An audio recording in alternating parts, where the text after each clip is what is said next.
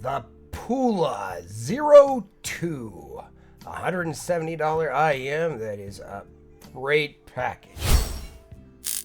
Let's get into it. Okay, first of all, this IM comes in a boring, plain cardboard box. It's just slightly larger than this case. This case is phenomenal. It feels really good in the hand. I really like it. My kids love it. They think it's amazing. The cable, I think the cable's a fine cable. I'm not much of a cable kind of guy, but I do find this cable adds value.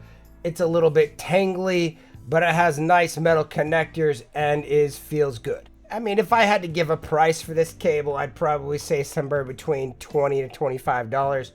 It's not bad. It's enjoyable. Okay, this shell, I don't know if you guys can see that or how well. This is just an absolutely beautiful faceplate. It's probably my favorite faceplate that I've ever owned or had, regardless of the price. I think it looks and it feels amazing just having it and holding it here. I mean, it just has really nice sparkle and detail, and I really like it, and I can't recommend this enough just because of its faceplate. I think that's a huge selling factor for this, that it has a class-leading shell. The shell to me is about the same size as the Supernova, and so it feels really good in the ear for me. It's not nearly as big as, say, the Monarch shells or the Truth Ear Nova shell, which are a little bit on the large side and not something that I personally really like. So as far as the shell goes, this is an immense value at this price, not only because of its fit, but also because of its look. They just knocked this out of the park, in my opinion. Okay, the bass on this IM is really nice. Like cymbals, guitars, clarinets, like all those instruments, all the classical instruments really hit really well for me, and it sounds great.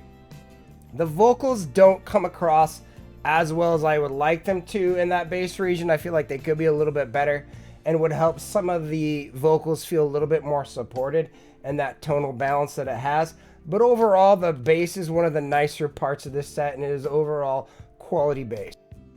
The mids on this IEM are very strong and they pop really well. Like podcasts sound really good, vocals sound really good. It overall has a really nice tonality. The highs on this and the detail isn't exactly where we might want it to be, but overall it has a really nice balanced tone in between like the vocals and the highs. It feels like it just sounds really nice and fairly natural. There is a little bit of tingy upper treble that I've experienced, but overall the highs are a really good part of this set. I don't think it's the most technical set, but for its price, I think it does really well and it sounds very good and very natural. I guess the only problem I have, it does have a little bit of tingy upper treble at certain moments, and sometimes there is a metallic timbre to this, but overall it's pretty good. All right, let's talk about the Pula and its graph. This is mine according to my target. We're gonna look at this real quick to Monk's graph because he's pretty much the only one that's actually reviewed this. So when we look at this, you'll notice they have some similar tendencies. It looks like his might have a little bit of channel imbalance, but he obviously liked it. Mine seemed a little bit more smooth overall, but it did seem like I had a little bit less sub bass. But as you go here, you look at this. This is a very close to my target. Has a really nice, solid bass response. Has really good mids. Has good treble gain region. I mean, it pretty much fits that region right to the T of what you would want. So what I wanted to do is look at a few others in the region and just talk about them in a graph comparison ways. Let's look at the Afu Magic 1. I think if you look at the Afu Magic 1, I think it's a nice set. I think it's really good and really pure, and it looks good and has really good vocals, and I think its treble is maybe a little bit better. Maybe it's slightly brighter, but I think the Pula has a little bit of a nicer tone and tonality and overall tone, and I do think it beats out the Magic 1, and I love the Magic 1, but I think the Pula might just be a tiny bit better than than the Magic one, at least for me. Look at the Performer 5, and if you notice, the Performer 5 has almost that exact same region. These are really comparable sets. I think they have different timbre and tonality. And so there are certain things on both of these IEMs that might want you one or the other. But as far as sonic qualities and characteristics and overall resolution, I think they're really similar. And so if you like the faceplate mold of the Pula and you thought maybe the Awful Performer 5 was a little bit small and you want something just a little bit larger, I think the Pula is not a bad way to go in that regards. I think it is nice. It is a little bit cheaper. And so I think that's a definite option to consider. And I do think this is, it's a good set. And these are two really comparable ones. And if you go to the used market, you might be able to find a Performer 5 for around $180. And so it really depends on what you're looking at. I think the Performer 5 will probably have better resale value if you want to just try it and get rid of it. The Pula is such a niche IEM and it's so new that it might be a little bit harder to resell, and that's kind of a problem. All right, if you look at the Quintet, I feel like the Quintet has a little bit more bass. Has a little bit more sparkle and air in the region, but I don't know. I think these are very comparable sets, and I think the Quintet is a fantastic set. The Quintet, though, is like $50 more. It is super utilitarian, boring. Like, the faceplate is super gray. I would love to see a Quintet in a similar faceplate of the Pula.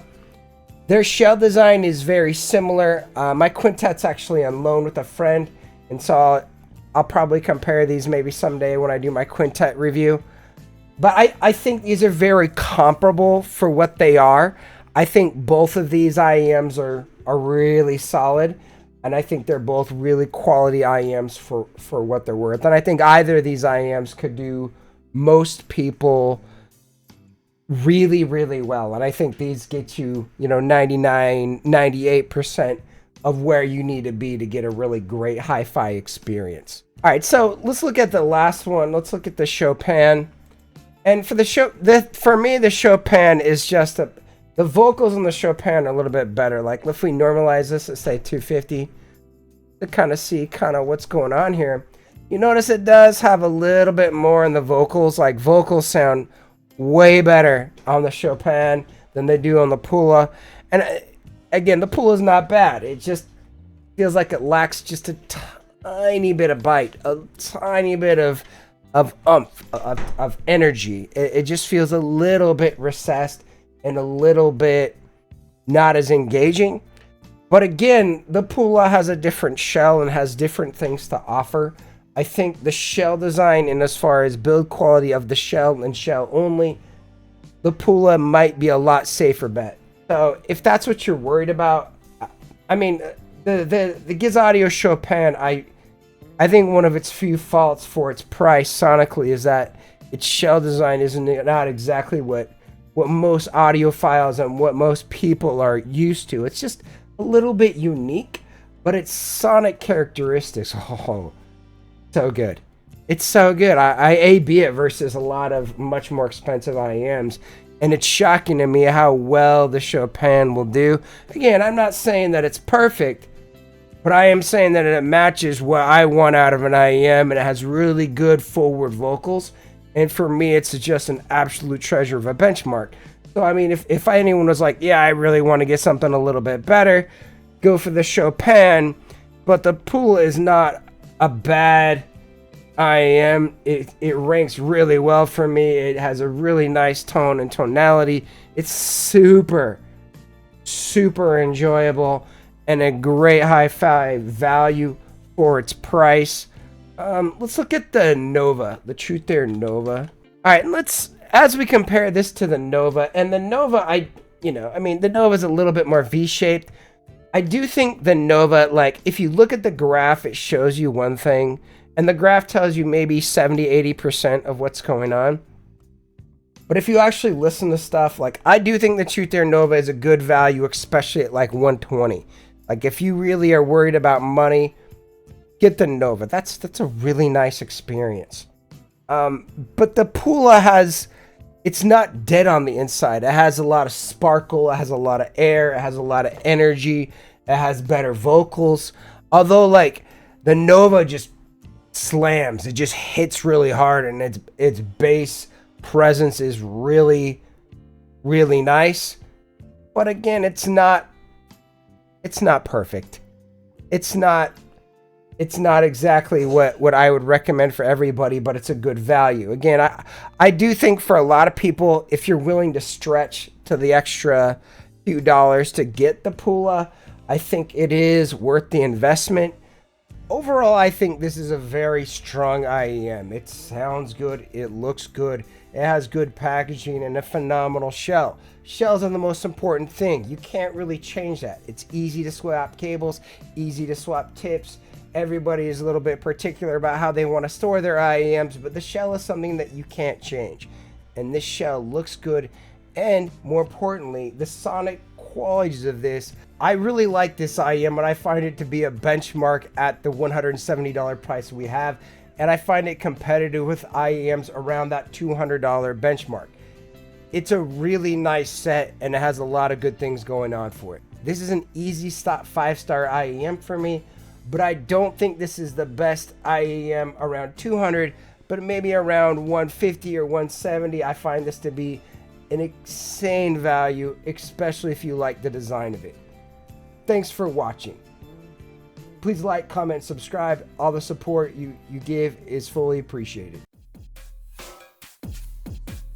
You're still here. It's over. Go home. Go watch another IEM video. It's done. That's the entire video. What more do you want?